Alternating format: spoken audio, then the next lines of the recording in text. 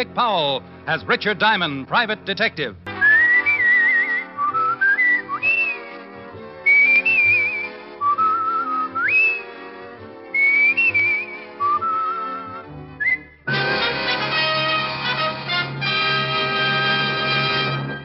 A transcribed half hour with Richard Diamond, private detective, starring Dick Powell.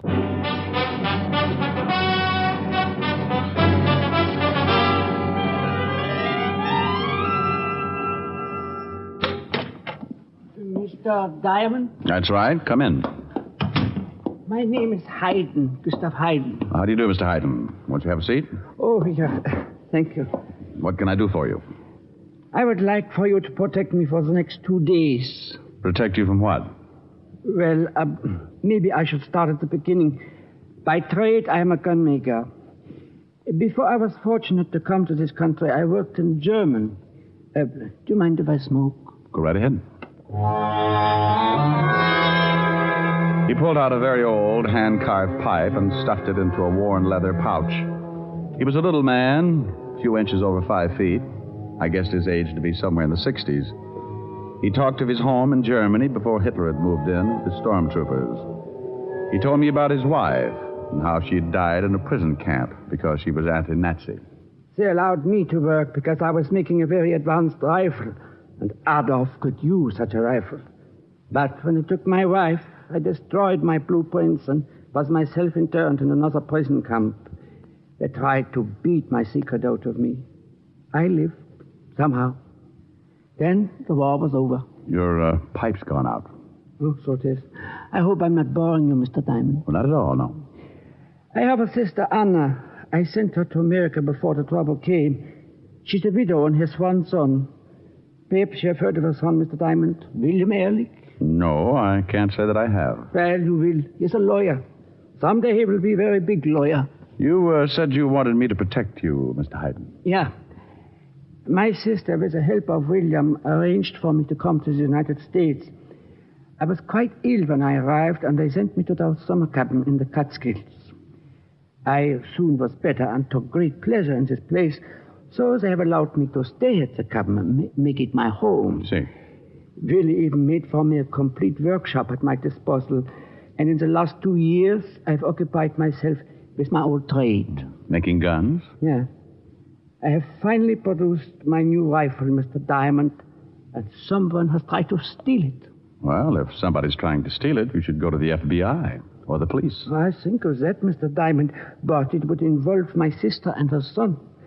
I'm not sure how good this rifle is until after I test it, and I don't wish to have my family involved unless the rifle is a good one. Have you any idea who might have tried to steal it? No. How long do you want protection? Only for 2 days while I test the gun, and then I want somebody to go with me to the right people, so I may show the rifle to them. Well, I charge $100 a day in expenses, Mr. Hayden. I have no money, only what Billy gives to me each month for living costs, but if you will take a chance with me, Mr. Diamond, that the rifle is a success, I will see you are well rewarded. And if the government doesn't want the rifle? Then, like myself, I'll have lost such a time and effort. Where's the rifle now? In my shop in the Catskills. Well, if somebody's already tried to steal it, aren't you taking a big chance? Oh, that's a caretaker, sir. My nephew hired him when I moved in. Where was the caretaker when the attempt was made to steal the rifle? We were both asleep. I heard a noise in the shop and went out to see. Albert, that's the caretaker, heard it also. We both got to the shop about the same time. Whoever it was, we must have frightened him away, but someone had been there.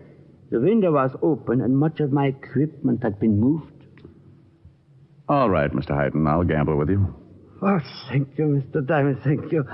I'm going to see my sister now, but I will meet you at the ticket window 11, Grand Central Station, at 8 o'clock.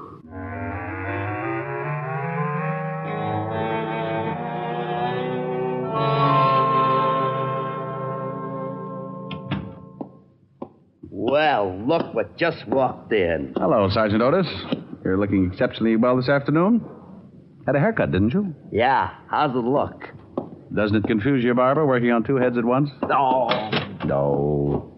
Hello, Walt. Well, good afternoon, Mr. Diamond. Why don't you do me a favor, Fatty? Rick, I've thought of everything. There's no way I can get rid of Otis and make it look like suicide. Then do me another favor. All right. Check on a man named Gustav Haydn, German citizen. Been in this country for a couple of years. What's it all about? Ooh, confidential. Like to tell you, but I can't.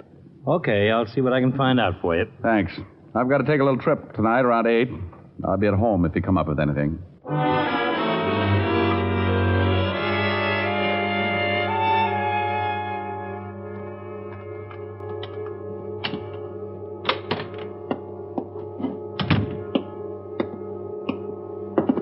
Hey, what the...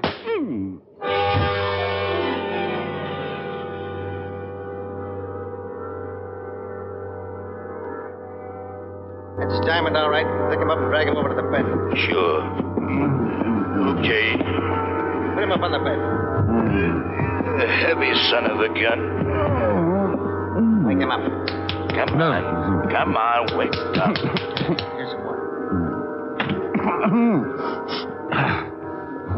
Hey, he's coming around. Yeah, he's with us. Okay. Now, don't try to get up or we'll have to belch you again. Oh, what's this all about? We want the plans. Oh, you do, huh? And we're going to get them. I guess I'm in a hole. I don't give you the plans. You work me over. Believe me, I hate to mention it, but I haven't got them. Take off your coat, Max. Sure. Go over and turn on that radio. Right. Now, look, I told you... Yeah, I know. You don't have the plans.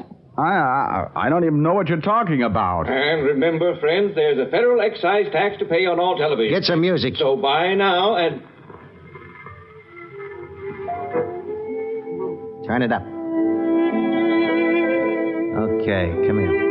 You want me to take over? Yeah. I'll keep the gun on him. No, why, you jerk. Lie down. Go on. Work on his ribs. Okay. Hey. You better tell us. Oh, you knuckleheads. I can't tell you if I don't know. Oh, he's sure stubborn. Hold it. Not a noise out of you, Diamond. Blue eyes, come on, open up. Who is it, Diamond? It's my brother-in-law. Come on, Diamond, get out of the sack. I got something for If you. you don't want him to get hurt, get rid of him. But he's got something for me. Well, get it and tell him to beat it. Go on over to the door, but don't let him in. I'll be right behind you. Okay. Well, it's about time. Say, what's with you? Look, I thought you... Walt, tell Marge and the kids I can't come over. I'm busy. What? Look... And about the fur coat, tell her I couldn't get it for under $4.18. Huh? $4.18, and I don't want to get stuck with it. Oh. Yeah, sure. I'll tell her. You said you had something for me? It'll keep. I'll give it to you when you got more time. Sorry, but you know how it is. Business. Sure. Tell Marge I'm sorry I couldn't come over. I'll tell her. See you soon. Hey, Yeah? What kind of a coat you buy for $418? Beaver. A beaver? Well, I could have gotten it for you for half. forget it. Over on the bed, Diamond. Look, I swear I don't know about plans or anything else. We got a lot of time. Maybe after a little while you'll remember. Move. All right. Now, let's see. Where was I? Oh, yeah. Come on, Diamond. The plans the little guy gave you. Sorry, I wish I could help. We know the guy came to your office an hour ago. If he didn't give you the plans, he told you where they are. I had one customer in the office today. Yeah, and what did he want? Max, Look, it wasn't anything about plans. what was it? Again, Max.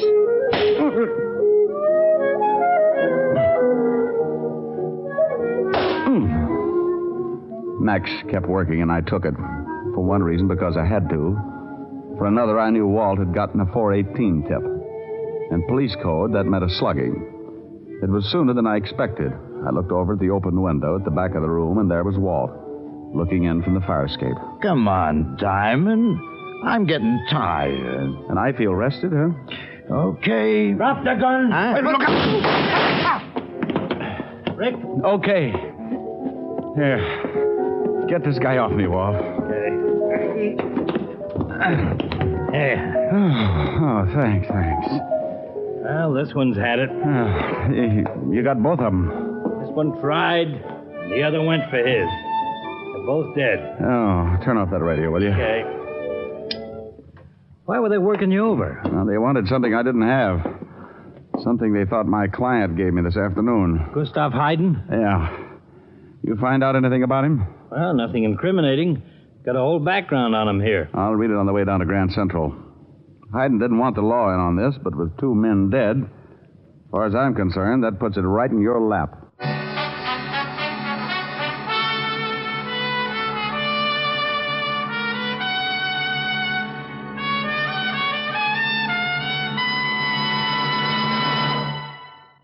And now back to tonight's adventure with Richard Diamond, Private Detective, starring Dick Powell.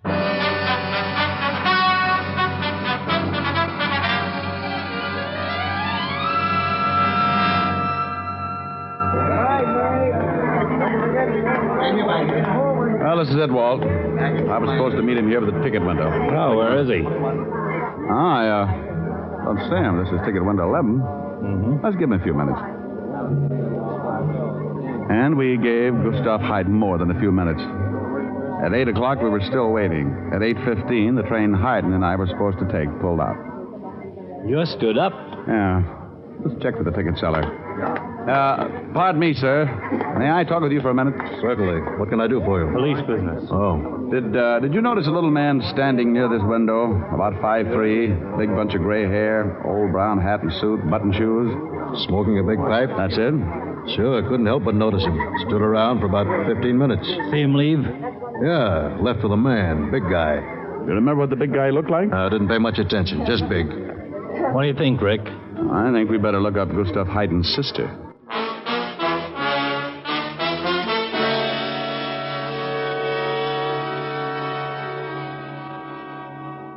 But what is this all about, Lieutenant? Gustav left for the train station an hour ago. He was going back to the mountains. Now, it's nothing to be alarmed about, Mrs. Ehrlich. He just didn't take the train. Are you certain? We checked. But I still don't understand. Mr. Diamond, what is your interest in my brother? Well, he retained me this morning to protect him. To protect him? Protect him from what? Well, Mr. Ehrlich, he said someone was trying to steal a new rifle he was developing. A new rifle? A gun he started designing a long time ago in Germany. He never told us anything about it. Well, I don't believe he wanted to involve you until it was all finished and tested. If it was a success, he was going to turn it over to the government. He certainly kept it a secret. I helped him fix up a workshop, but I just thought it was to keep him occupied. An old man, you know, wanted to keep busy. And Mr. Diamond, you think something's happened to him because of this rifle? Well, maybe not. But if you hear from him, please contact Lieutenant Levinson at the 5th Precinct Police Station.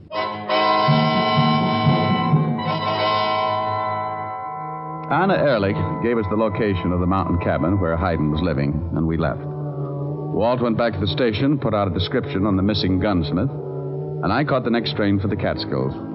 It was morning when I climbed off the train and hired an old car to take me the 5 miles back into the woods. 20 minutes of bumpy road, and I arrived at the cabin to be met by the caretaker. Thanks, driver.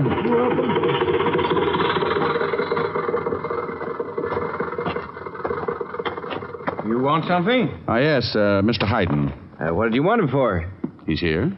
Well, didn't you think he'd be? I'd like to talk to him, please. I don't know. He's in kind of a strange mood.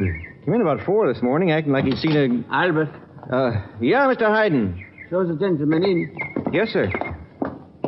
That will be all, Albert. Yes, sir. Well, Mr. Diamond, what are you doing here? I saw your sister.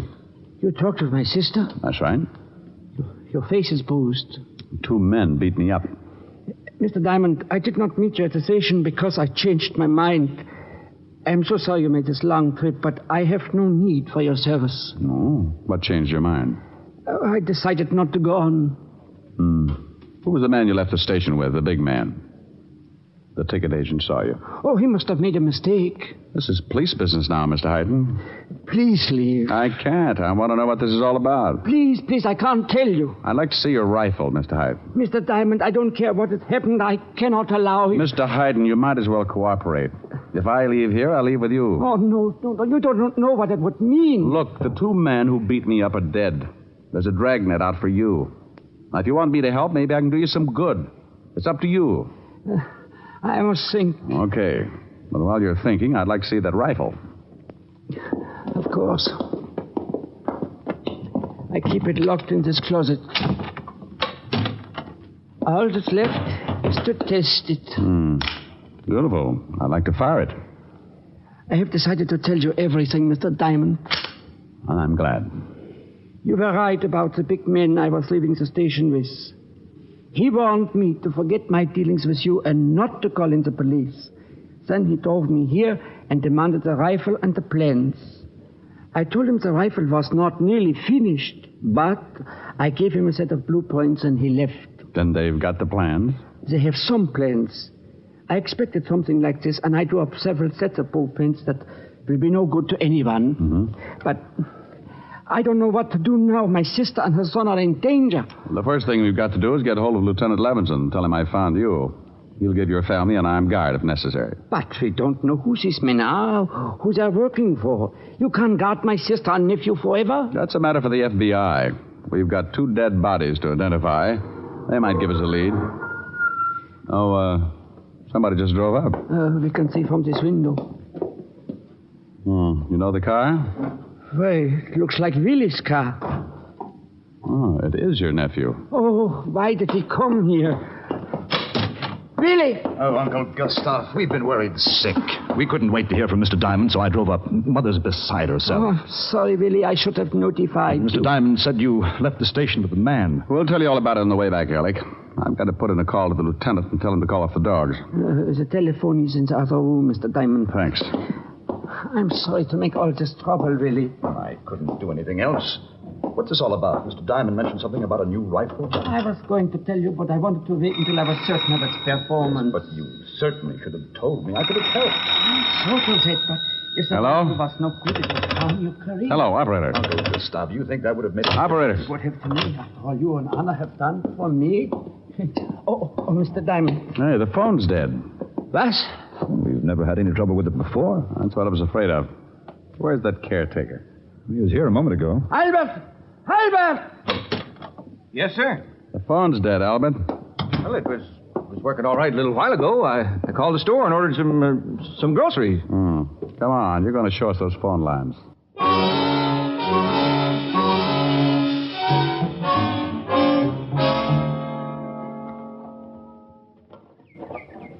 That's the phone line coming down from the trees. Over the house right... Well, what do you know? Yeah, the line's been cut. What? That's right, Mr. Hayden. Mr. Diamond. Now, just take it easy. Mr. Ehrlich, we're all going to pile in your car and get out of here. Wait. Don't you see what this can mean? My sister's alone back in New York. You can't reach the police to give us the necessary protection. Well, we certainly can't stay here. We must. I can't take a chance on my sister's life. I will give them the rifle and the plans. Oh, don't be ridiculous. If you give it to them, you don't think they're going to let you live, or for that matter, let any one of us get out of here alive. I'm an old man. It doesn't matter. Sorry. We're all getting into that car. No, Mr. Diamond, I cannot. Wait a minute, Diamond. In a way, he's right. My mother's life is important also. I can appreciate that, Mr. Ehrlich. But we're only presuming she might be in danger. We know that your uncle is, and that rifle's too important. I won't leave. Well, I'm afraid you'll have to, and I wouldn't like to use force. Now, come on. All of you get in that car. Wait just a minute, Mr. Diamond. No one's leaving this cabin. Look, Ehrlich. You look. Really?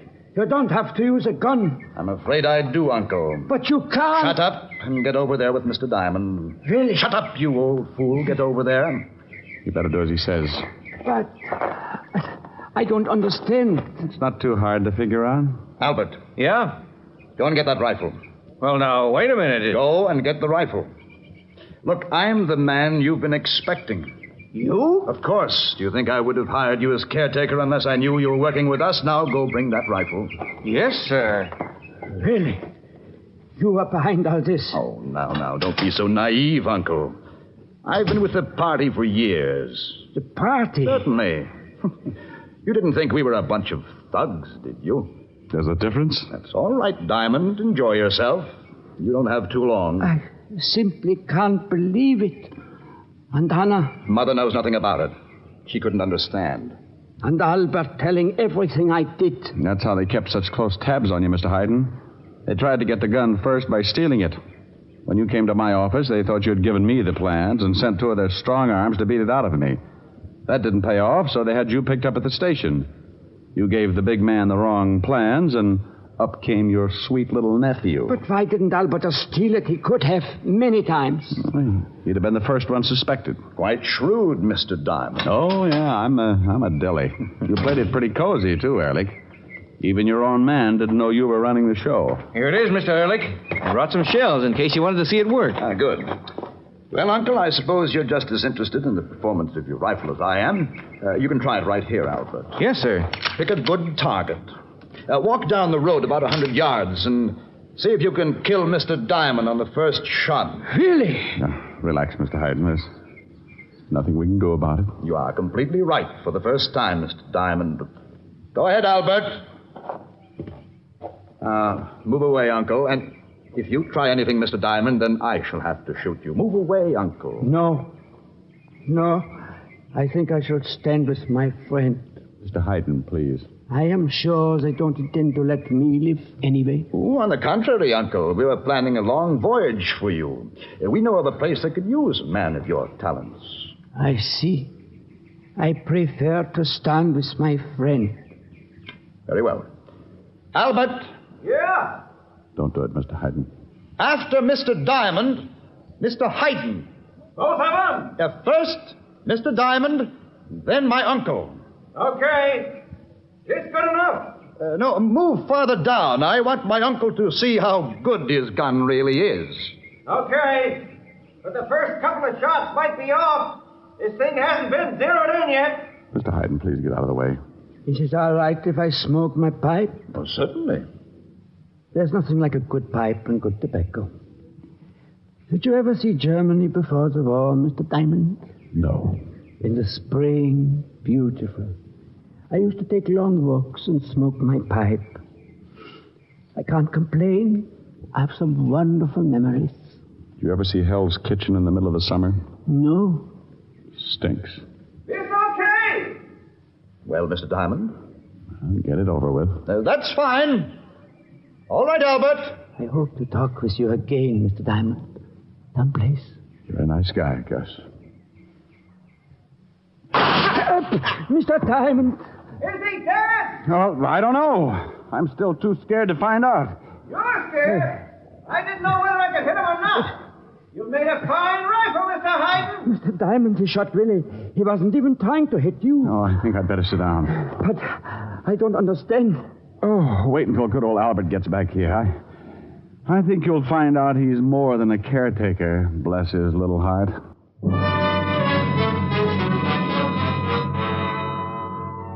And good old Albert was a little more than a caretaker. His real name was Baxter, special agent for the FBI, working for the past 6 years as undercover man inside Ehrlich's organization. The last time I saw Gus, the government had accepted his rifle. He was smiling and smoking his old pipe. We talked for a long time, just like he had hoped we would.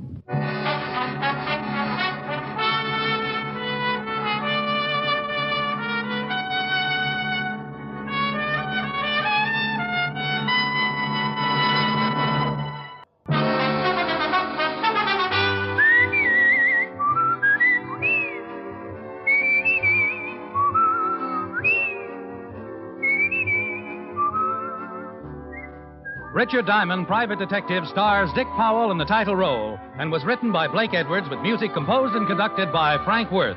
Heard in tonight's cast were Arthur Q. Bryan, Wilms Herbert, Ben Wright, Jack Crucian, Virginia Gregg, Don Diamond, and Lillian Bayef. Richard Diamond, Private Detective is transcribed in Hollywood by Jaime Del Valle.